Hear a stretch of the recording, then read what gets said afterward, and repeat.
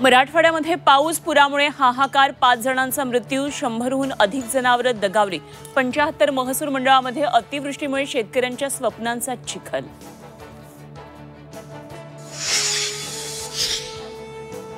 धाराशिव, बीड आणि सोलापुरातल्या शाळा कॉलेजेसना आज सुट्टी जाहीर। अतिवृष्टीच्या पार्श्वभूमीवर खबरदारी म्हणून प्रशासनाचा निर्णय।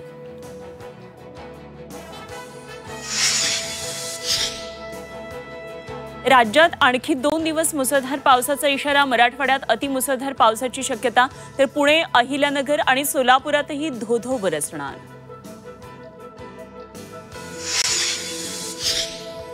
मंत्री पंकजा मुंडे मुख्यमंत्री फडणवीसांची भेट घेणार। बीड जिल्ह्यातल्या शेतीच्या नुकसानीबाबत चर्चा करणार। जिल्हा प्रशासनाला पंचनामा आणि मदतीचे आदेश।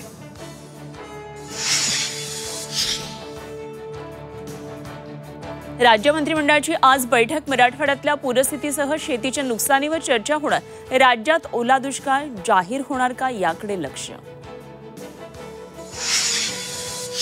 नाशिकमधल्या गिरणा धरण 100% भरलं। धरणाचे 6 दरवाजे उघडले। नदीकाठच्या गावांना सतर्कतेचा इशारा।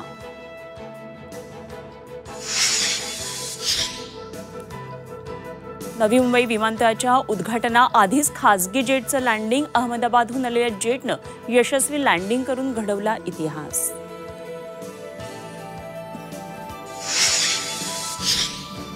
सोने चांदीच्या दराचा नवा उच्चांक। सोनं 2200 तर चांदी 4380 रुपयांनी महागली।